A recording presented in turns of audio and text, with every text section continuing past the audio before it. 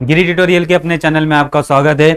आज हम 12th का पहला लेक्चर और पेपर 2 का फर्स्ट चैप्टर हम स्टार्ट करने वाले हैं। इलेक्ट्रोस्टैटिक 8 नंबर वाला चैप्टर है इलेक्ट्रोस्टैटिक। इसका वेटेज आपको पता होगा 6 मार्क्स के लिए है, मैक्सिमम मार्क्स।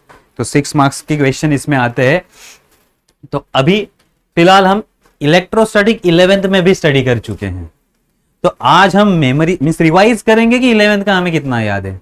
अगर 11th के बेसिक कंसेप्ट आपको याद है तो उसके बाद हम आगे गॉस लॉ के एप्लीकेशन स्टार्ट करने वाले हैं। तो पहला जो 12th का टॉपिक है इलेक्ट्रोस्टैटिक में वो है एप्लीकेशन ऑफ गॉस लॉ। लेकिन एप्लीकेशन अगर पढ़ना हो तो पहले गॉस लॉ पता होना चाहिए। देन गॉस लॉ से पहले बहुत से कंसेप्ट है जो 11th में स्टडी किया है और आपने अच्छे से ध्यान दिया होगा तो आपको याद आएंगे। अगर वो क्लियर हो जाएंगे तो देन हम इलेक्ट्रोस्टैटिक को अच्छे से स्टार्ट करते हैं। तो टॉपिक का नाम या चैप्टर का नाम ही इलेक्ट्रोस्टैटिक।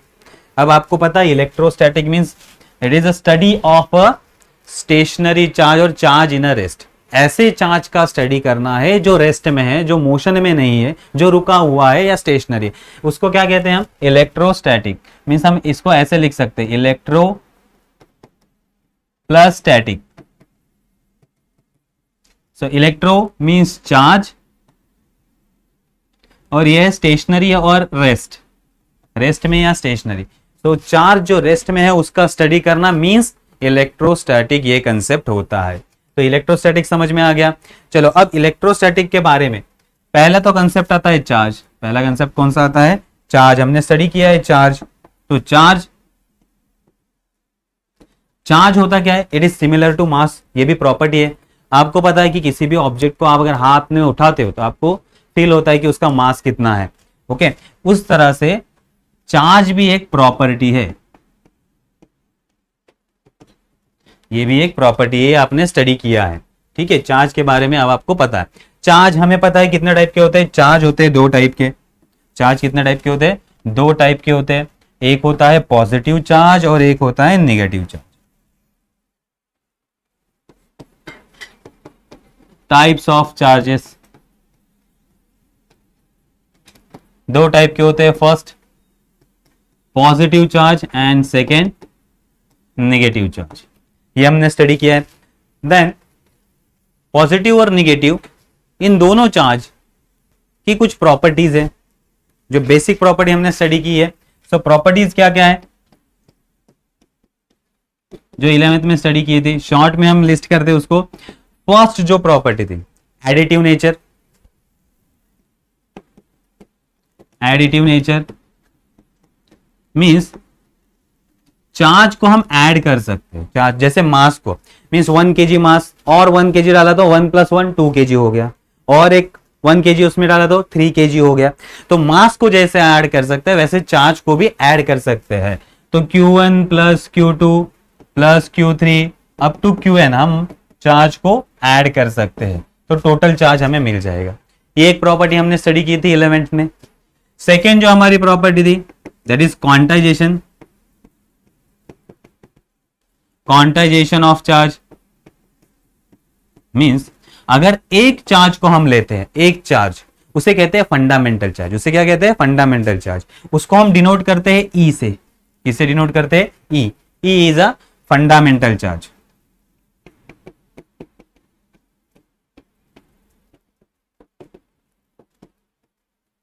अब ये इलेक्ट्रॉन नहीं है, ये फंडामेंटल चार्ज है। ठीक है, किसी भी ऑब्जेक्ट के ऊपर अगर चार्ज रख दिया तो ये ई रखना पड़ेगा। और इस ई की वैल्यू कितनी होती है? E is equal to 1.6 into 10⁻⁻19 coulomb. ये होती है एक चार्ज की वैल्यू। अगर दो चार्ज ले ली हमने 2e तो कितना हो जाएगा? 3.2 इंटू 10⁻⁻19 कूलम। अगर तीन चार्ज ले लिए तो 4.8 इंटू 10⁻⁻19 कूलम। अब देखो 1.6 से सीधा वैल्यू कितना आ गया? 3.2। बीच वाले वैल्यू एग्जिस्ट नहीं करते। मींस 1.7 1.8 1.9 1.10 ये एग्जिस्ट नहीं करता। क्यों? क्योंकि एक चार्ज का वैल्यू 1.6 है। दो चार्ज ले लिए तो 3.2 इंटू 10⁻⁻19, तीन ले लिए तो 4.8। तो बीच वाले वैल्यू एग्जिस्ट नहीं करते। इसी प्रॉपर्टी को कहा जाता है क्वांटाइजेशन ऑफ चार्ज। मींस हम चार्ज को कैसे लिख सकते हैं?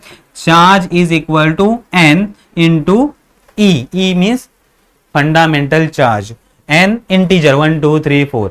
तो इसी फॉर्म में हम इसको लिखते हैं। एन का वैल्यू क्या होता है 1 2 3 4 एंड सो ऑन, और ई का वैल्यू तो कांस्टेंट है, तो जितने चार्ज आएंगे उस हिसाब से चार्ज का वैल्यू बढ़ता जाएगा। इसे कहते हैं क्वांटाइजेशन। ये प्रॉपर्टी हमने स्टडी की थी। Next property conservation of charge. Conservation of charge ये हमने स्टडी किया था। अब कंजर्वेशन ऑफ चार्ज क्या कहता है? Charge neither be created nor be destroy. Charge को क्रिएट नहीं कर सकते या डिस्ट्रॉय नहीं कर सकते। Charge neither be created nor be destroy but it is transfer from one body to another body. एक बॉडी से दूसरी बॉडी में इसको हम ट्रांसफर कर सकते हैं, लेकिन इसको हम खत्म नहीं कर सकते। मींस यहां से कुछ चार्ज यहां पे शिफ्ट हो सकते हैं दूसरे बॉडी पे, लेकिन उसको क्रिएट नहीं किया जा सकता या खत्म नहीं किया जा सकता। Charge neither be created nor be destroy but it can be transfer from one body to another body and number of charges in universe is always constant. तो चार्ज जितने यूनिवर्स में उसका नंबर हमेशा कांस्टेंट रहता है। ये समझ में आ गया कंजर्वेशन। एंड जो मेन प्रॉपर्टी हमें सीखना है दैट इज फोर्स। ओके, अब दो टाइप के चार्ज होते हैं, पॉजिटिव एंड निगेटिव। अगर दो पॉजिटिव चार्ज या दो निगेटिव चार्ज, मींस इसे हम क्या कहते हैं? Like charges. इसे क्या कहते हैं? Like charges. अगर लाइक चार्जेस एक साथ आ गए तो एक दूसरे को क्या करते हैं? ये रिपेल करते हैं। क्या करते हैं? रिपेल। और अनलाइक चार्ज आ गए। Unlike charge means positive and negative. ये क्या है? Unlike charge. अगर अनलाइक चार्ज एक साथ आ गए तो एक दूसरे को क्या करेंगे? ये अट्रैक्ट करेंगे। अगर किसी भी चीज को रिपेल करना है या अट्रैक्ट करना है तो क्या अप्लाई करना पड़ेगा? फोर्स। क्या अप्लाई करना पड़ेगा?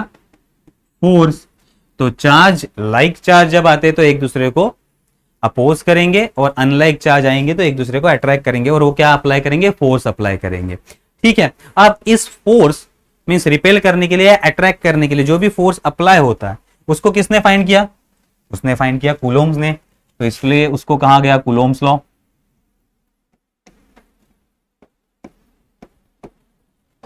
कूलोम्स लॉ। कूलोम्स लॉ क्या कहता है?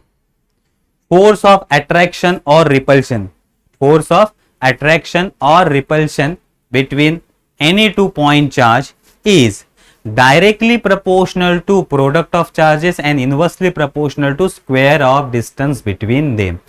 तो क्या है कहा कूलोम्स ने कि फोर्स ऑफ अट्रैक्शन और रिपल्शन, फोर्स ऑफ अट्रैक्शन और repulsion between any two point charge, between any two point charge is directly proportional to product of charges. अगर चार्ज दो है Q1 एंड Q2 तो उसका प्रोडक्ट मीन्स हमारे पास ये एक चार्ज Q1, दूसरा चार्ज Q2, इसके बीच में डिस्टेंस R। अब ये दोनों एक दूसरे को रिपेल करेंगे, ये होगा फोर्स।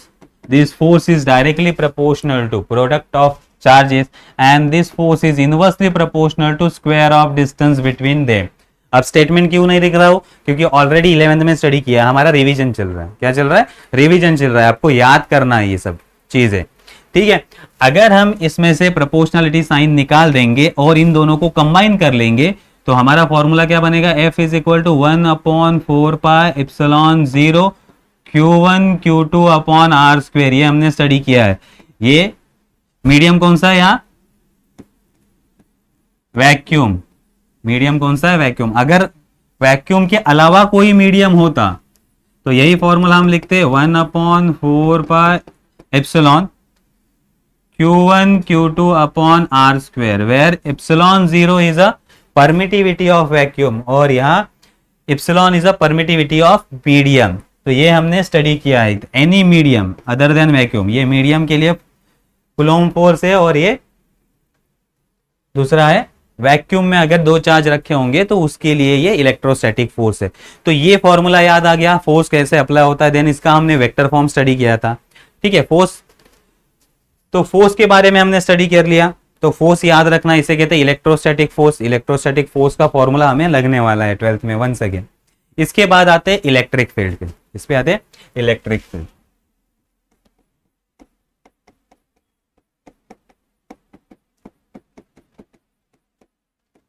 अब इलेक्ट्रिक फील्ड होता क्या है, सपोज हमने एक चार्ज ले लिया प्लस क्यू, ये हमारा चार्ज है प्लस क्यू चार्ज यहां हमने रखा है। अब जब मैंने इस चार्ज को यहां प्लेस कर दिया तो इसके सराउंडिंग में एक एरिया बनेगा, इसके सराउंडिंग में एक स्पेस बनेगा, ऐसा हम बोलेंगे स्पेस बनेगा।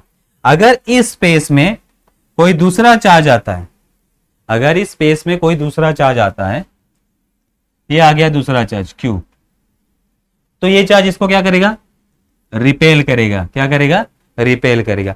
इसके बाहर अगर चार्ज होगा तो कुछ भी अट्रैक्शन रिपल्शन कुछ नहीं होगा, लेकिन जैसे ही ये अंदर आ जाएगा, पॉजिटिव चार्ज आ गया तो ये चार्ज उसको तुरंत रिपेल करेगा, अगर निगेटिव चार्ज आ गया तो तुरंत अट्रैक्ट करेगा। तो this much space is known as a electric field. Okay, जब हम चार्ज को स्पेस में रखते हैं तो सराउंडिंग मॉडिफाइड हो जाता है। कैसे मॉडिफाइड होता है, if another charge place in this field it get attracted और रिपेल्ड, और फोर्स उसके ऊपर एक्ट करेगा, फोर्स उसके ऊपर क्या करेगा, एक्ट करेगा। तो ऐसे स्पेस को हम क्या कहते हैं, इलेक्ट्रिक फील्ड। तो ये हमने स्टडी किया है ये 11th स्टैंडर्ड में। तो चार्ज के सराउंडिंग में क्या होता है, इलेक्ट्रिक फील्ड होता है। स्टेशनरी होगा फिर भी इसके सराउंडिंग में क्या होता है, इलेक्ट्रिक फील्ड। याद रखो, इलेक्ट्रिक फील्ड स्टेशनरी चार्ज के सराउंडिंग में भी होता है। बहुत लोगों को लगता है कि इलेक्ट्रिक फील्ड मींस इलेक्ट्रिसिटी, नहीं, करंट नहीं होता। इलेक्ट्रिक फील्ड ये सराउंडिंग होता है, मॉडिफाइड सराउंडिंग। अगर यहाँ दूसरा कोई चार्ज आता है तो वो अट्रैक्ट होगा या रिपेल होगा, ये हमने स्टडी किया था। अगर इलेक्ट्रिक फील्ड फाइंड आउट करना है तो सिंपल फॉर्मूला था इलेक्ट्रिक फील्ड फाइंड आउट करने के लिए। तो इलेक्ट्रिक फील्ड का फॉर्मूला क्या था, electric field E is equal to force per unit charge. Force per unit charge, इस चार्ज पे कितना फोर्स अप्लाई हो रहा है, that is known as a electric field. तो इलेक्ट्रिक फील्ड क्या था, फोर्स पर यूनिट चार्ज। इसका और एक फॉर्मूला था, क्योंकि अभी हमने फोर्स का फॉर्मूला स्टडी किया। फोर्स का फॉर्मूला क्या था, 1/4πε0 Q। अब इसको मैं Q0 लिखता हूं, यहां भी मैं Q0 लिखता हूं, ठीक है। तो Q0 अपॉन R² और डिवाइडेड बाय ये Q0। तो Q0 कट जाएगा, तो इलेक्ट्रिक फील्ड का फॉर्मूला क्या होगा, 1/4πε0 Q अपॉन R²। तो ये भी एक इलेक्ट्रिक फील्ड का फॉर्मूला और ये भी एक इलेक्ट्रिक फील्ड का फॉर्मूला, ठीक है। इसको हमने 11th में स्टडी किया है, दोनों फॉर्मूले। अगर फोर्स से एक चार्ज को हटा देंगे तो इलेक्ट्रिक फील्ड मिलता है, and electric field is nothing but a force per unit charge. अब इसके बाद अगर इलेक्ट्रिक फील्ड को इमेजिन करना है, इलेक्ट्रिक फील्ड को इमेजिन करना है हमें, तो कुछ लाइंस हमने ड्रॉ की थी, कुछ लाइंस हमने ड्रॉ की थी जिसे कहा जाता है lines of force. Okay, electric lines of force. ये किसने इंट्रोड्यूस किया था, ये कंसेप्ट फैराडे ने इंट्रोड्यूस किया था।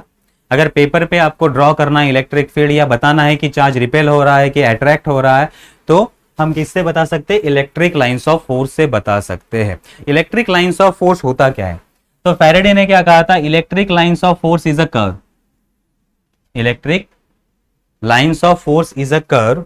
अगर इस कर्व पे हम पॉइंट चूज करते हैं,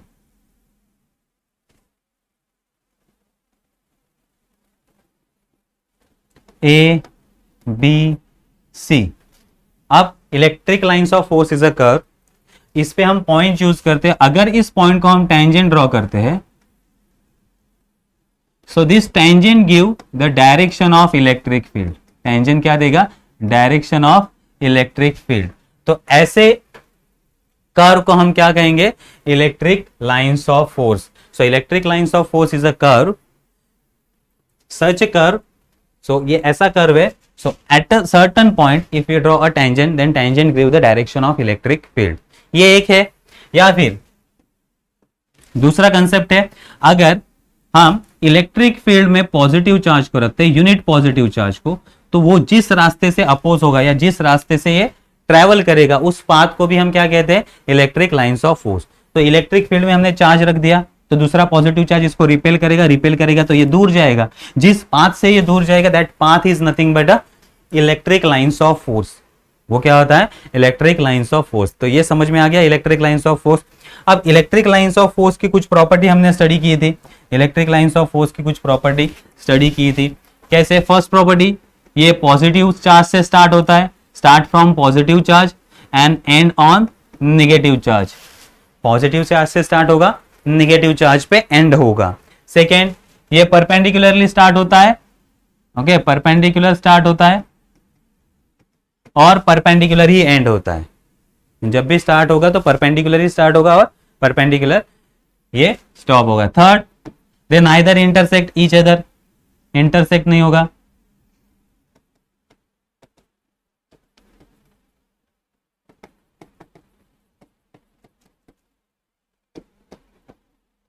एक दूसरे को ये कभी इंटरसेक्ट नहीं करेंगे, क्योंकि अगर इंटरसेक्ट कर दिया तो इलेक्ट्रिक फील्ड की दो डायरेक्शन हो जाएगी। That is not possible, that is not possible. Fourth, अगर लाइंस क्राउडेड होंगी, लाइंस क्राउडेड होंगी तो electric field intensity strong, electric field strong. और अगर लाइंस वाइडली स्पेस होगी, वाइडली सेपरेटेड, तो इलेक्ट्रिक फील्ड वीक होगा। मींस अगर लाइंस बहुत नजदीक है एक दूसरे से, क्राउडेड है, तो इलेक्ट्रिक फील्ड स्ट्रॉन्ग। और अगर लाइन फैली हुई है तो electric field weak, electric field क्या होगा, वीक होगा। ठीक है, अगर हम एग्जांपल लेते हैं, अगर हमारे पास एक चार्ज है, पॉजिटिव चार्ज, ये है पॉजिटिव चार्ज, तो पॉजिटिव चार्ज से इलेक्ट्रिक फील्ड क्या होगी, बाहर जाएगी इस तरह से।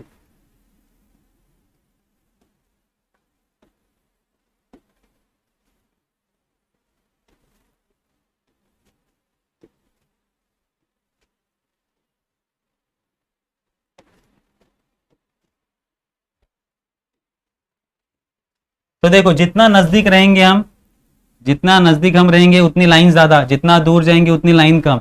तो चार्ज के नजदीक इलेक्ट्रिक फील्ड स्ट्रांग होता है, दूर जाओगे तो इलेक्ट्रिक फील्ड वीक होता है। तो जितनी लाइन ज्यादा उतना इलेक्ट्रिक फील्ड स्ट्रांग, जितनी लाइंस कम उतना इलेक्ट्रिक फील्ड वीक। तो ये हमने स्टडी की है प्रॉपर्टी, ये समझ में आ गया। इलेक्ट्रिक लाइंस ऑफ फोर्स, तो ये लाइंस क्यों यूज होती है, इलेक्ट्रिक फील्ड को दिखाने के लिए यूज होती है। ये लाइंस कहाँ यूज होती है, इलेक्ट्रिक फील्ड को दिखाने के लिए यूज होती है। तो ये कंसेप्ट भी हमने 11th में स्टडी कर लिया। और भी प्रॉपर्टीज है, आप जाके रीड कर सकते हो। 11th का बुक थोड़ा सा ओपन करो, 11th का बुक अभी तक फेंको मत, उसको रीड, ये यूज होने वाला है 12th में। अगर आपने 11th का स्टडी अच्छे से नहीं किया है तो आपको वापस रीड करना होगा, तो इसको अच्छे से रीड करो। उसके बाद जो हमने स्टडी किया था, that is electric flux. Electric flux, electric flux को स्टडी करने से पहले देखो, अभी हमने क्या स्टडी किया कि नंबर ऑफ लाइंस पे इलेक्ट्रिक फील्ड डिपेंड करता है। इलेक्ट्रिक फील्ड अगर लाइन ज्यादा होंगी तो इलेक्ट्रिक फील्ड ज्यादा, लाइंस कम होगी तो इलेक्ट्रिक फील्ड वीक होगा। तो इलेक्ट्रिक फील्ड को अगर हमें दिखाना है, इलेक्ट्रिक फील्ड, तो इलेक्ट्रिक फील्ड को कैसे लिख सकते हैं, number of lines of force per unit area. एक पर्टिकुलर एरिया से कितनी लाइंस ऑफ फोर्स जा रही है उसके ऊपर इलेक्ट्रिक फील्ड डिपेंड करता है। सपोज हमने ये एक एरिया ले लिया, अगर उसमें से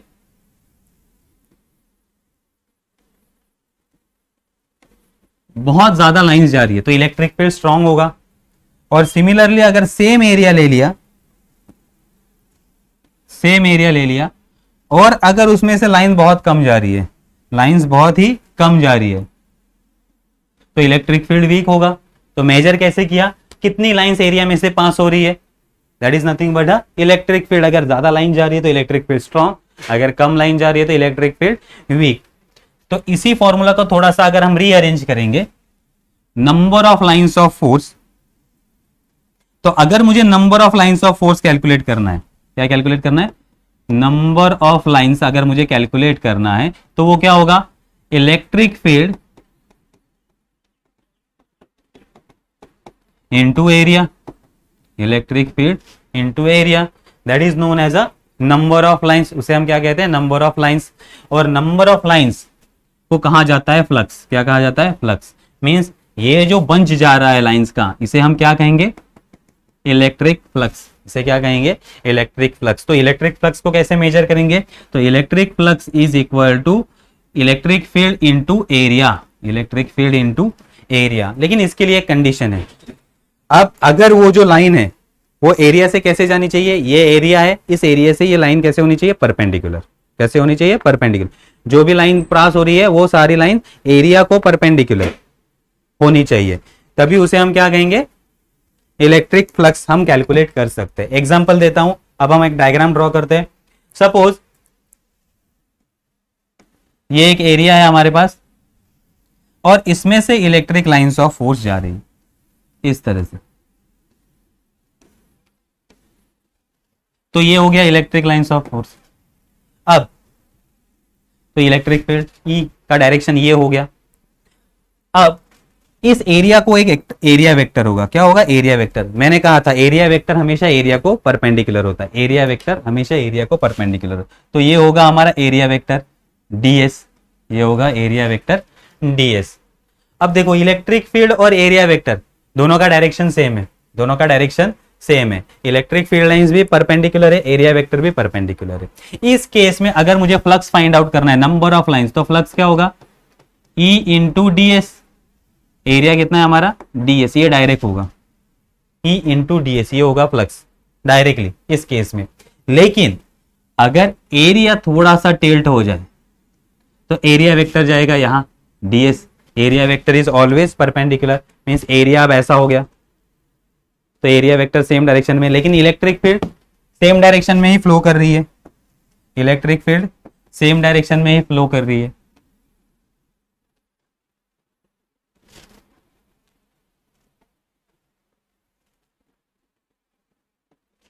अब देखो एरिया और इलेक्ट्रिक फील्ड में एंगल है थीटा, एंगल कितना है, थीटा, ये एंगल है अपना थीटा। अब इस केस में हमें क्या करना होगा, इलेक्ट्रिक फील्ड का तो डायरेक्शन यहां है, ये है इलेक्ट्रिक फील्ड, और ds का डायरेक्शन ये है, और दोनों में एंगल कितना है, थीटा। अब दोनों एक ही डायरेक्शन में होने चाहिए, तब हम इलेक्ट्रिक फ्लक्स का डायरेक्ट फॉर्मूला लिख सकते हैं। अगर ऐसा नहीं होगा तो इलेक्ट्रिक फ्लक्स का फॉर्मूला हमने क्या लिखा था, electric flux phi is equal to e ds cos theta, e ds cos theta. Okay, small area के लिए। तो यहां हम इसका कंपोनेंट फाइंड करेंगे इस डायरेक्शन में, और इसे कहेंगे इसे कहेंगे ds cos थीटा, इसे क्या कहेंगे, ds cos थीटा। तो ई ds cos थीटा ये हो गया स्मॉल एरिया के लिए। अगर टोटल एरिया के लिए फाइंड आउट करना है तो हमें क्या करना पड़ता है, इंटीग्रेशन लेना पड़ता है, हमें क्या लेना पड़ता है, integration. So for total area E ds cos theta, integration वाला फॉर्मूला अप्लाई करेंगे।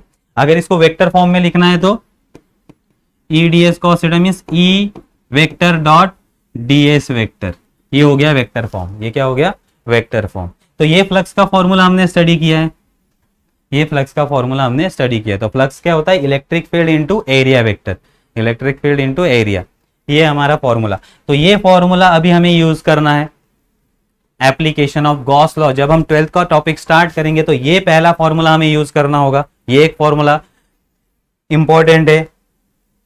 देन नेक्स्ट टॉपिक पे आते हैं। इसके बाद हमने सीखा था गॉस लॉ, इसके बाद क्या सीखा था हमने, गॉस लॉ। अब गॉस लॉ क्या कहता है कि अगर किसी भी क्लोज सरफेस में हम चार्ज को रख दे तो इस चार्ज से क्या आएगा, इलेक्ट्रिक फील्ड बाहर आएगी या इलेक्ट्रिक फील्ड लाइंस बाहर आएगी। अब ये इलेक्ट्रिक फील्ड लाइंस होगी कितनी, टोटल सरफेस में से कितनी इलेक्ट्रिक लाइंस बाहर निकलेगी। तो ये नंबर कैलकुलेट करने के लिए जो लॉ दिया गया उसे कहते हैं गॉस लॉ।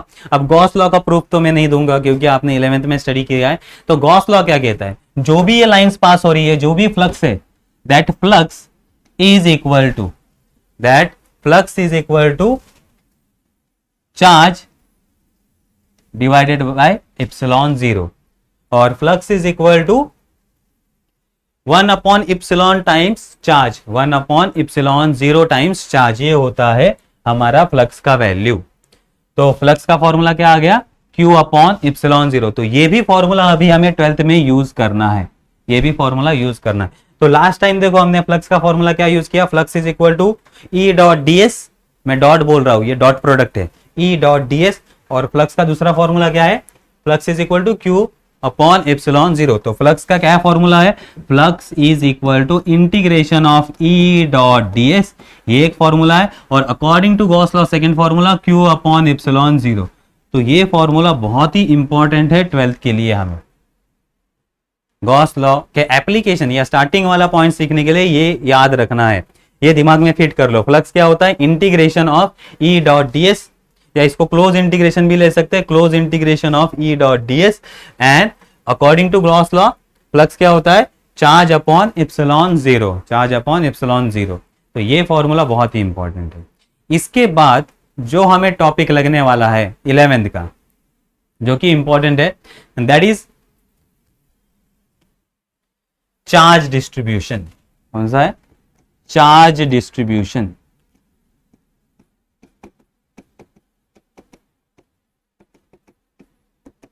इलेक्ट्रोस्टैटिक चैप्टर का एंड, जो हमारा इलेक्ट्रोस्टैटिक चैप्टर 11th में था, उसका एंडिंग वाला टॉपिक ये था कि चार्ज डिस्ट्रीब्यूशन। हमने 3 type of charge distribution study किए हैं। कौन से, एक है लीनियर चार्ज डेंसिटी,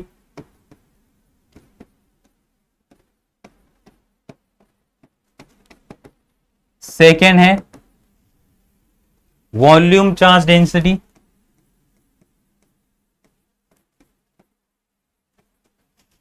वॉल्यूम से पहले सरफेस ले लेते हैं, ओके, सरफेस चार्ज डेंसिटी,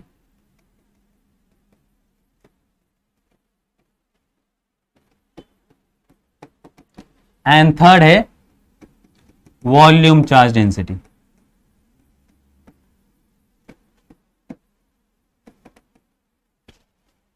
तो ये चार्ज डिस्ट्रीब्यूशन हमने स्टडी किया है।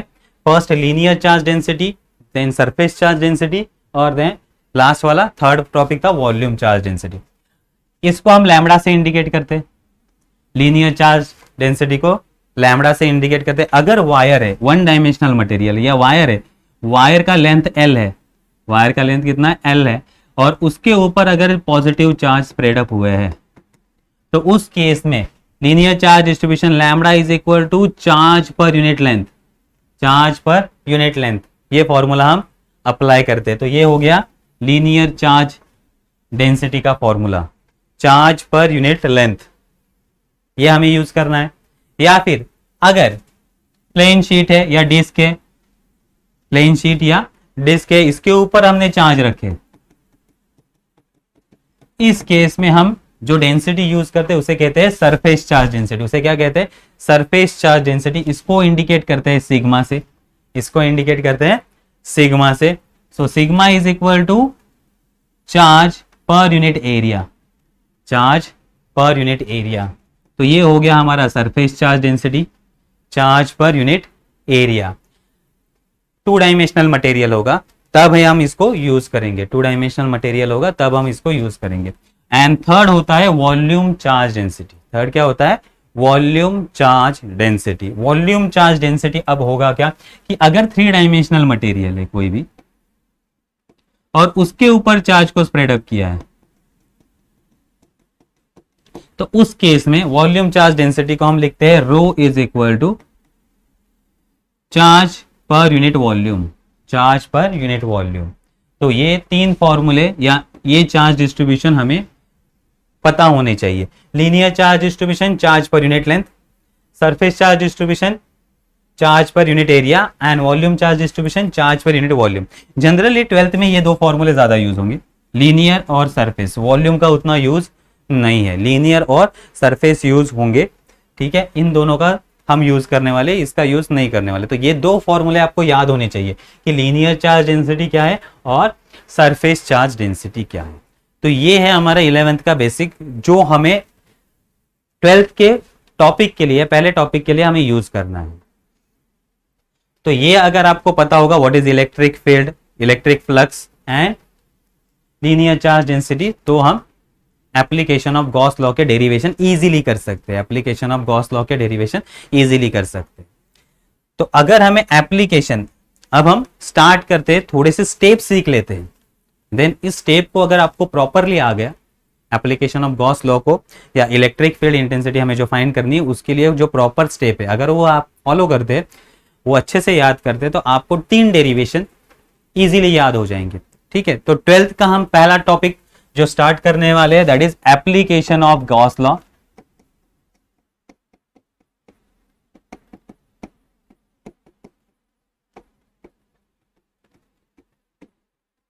Application of Gauss law.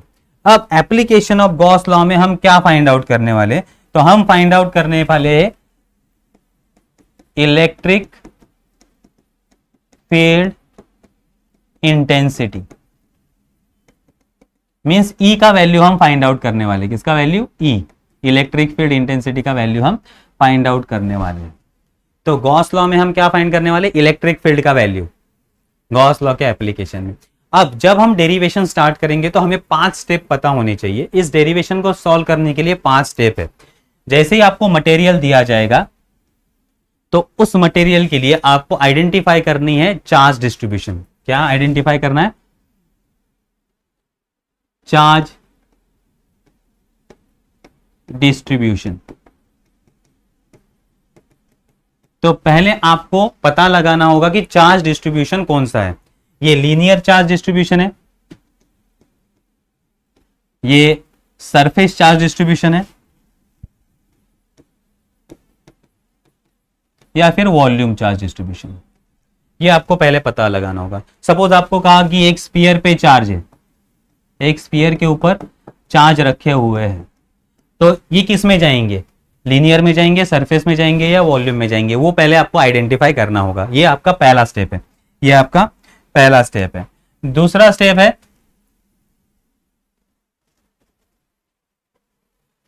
Second, apply Gauss law. हमें क्या अप्लाई करना है? गॉस लॉ को अप्लाई करना है। गॉस लॉ अभी अभी हमने स्टडी किया। गॉस लॉ क्या कहता है? Flux is equal to q upon epsilon 0। तो इससे आपको एक फॉर्मूला मिलेगा, इससे आपको क्या मिलेगा? एक फॉर्मूला। तो इस फॉर्मूला को आप ए कहोगे। जैसे ही linear charge distribution find out कर लिया, उसके बाद हम अप्लाई करेंगे गॉस लॉ। गॉस लॉ से हमें क्या मिलेगा? फ्लक्स का वैल्यू। इस इक्वेशन को हम कहेंगे ए। नेक्स्ट, थर्ड हमें लेना है इमेजिन गॉसियन सरफेस। क्या लेना है? Gaussian surface. अब क्या होता है, सपोज यहां एक चार्ज रखा है, इस चार्ज की वजह से इलेक्ट्रिक फील्ड है। सराउंडिंग में क्या है? Electric field. अब मैं स्फीयर नहीं ड्रॉ करता, अब सराउंडिंग में इलेक्ट्रिक फील्ड है। अब इलेक्ट्रिक फील्ड की वैल्यू डिपेंड करती है। अगर आप दूर रहोगे तो इलेक्ट्रिक फील्ड वीक, अगर नजदीक आओगे तो इलेक्ट्रिक फील्ड स्ट्रॉन्ग। तो कहां इलेक्ट्रिक फील्ड फाइंड आउट करना है? उसके लिए आपको क्या ड्रॉ करना होगा? एक इमेजिनरी सरफेस। क्या करना होगा? Imaginary surface. सपोज मुझे एक पॉइंट पे इलेक्ट्रिक फील्ड फाइंड आउट करना है, तो मुझे जहां इलेक्ट्रिक फील्ड फाइंड, ये हम चूज करेंगे। जैसे ही डेरिवेशन स्टार्ट हो जाएगा आइडिया क्लियर हो जाएगी, लेकिन स्टेप पता होनी चाहिए।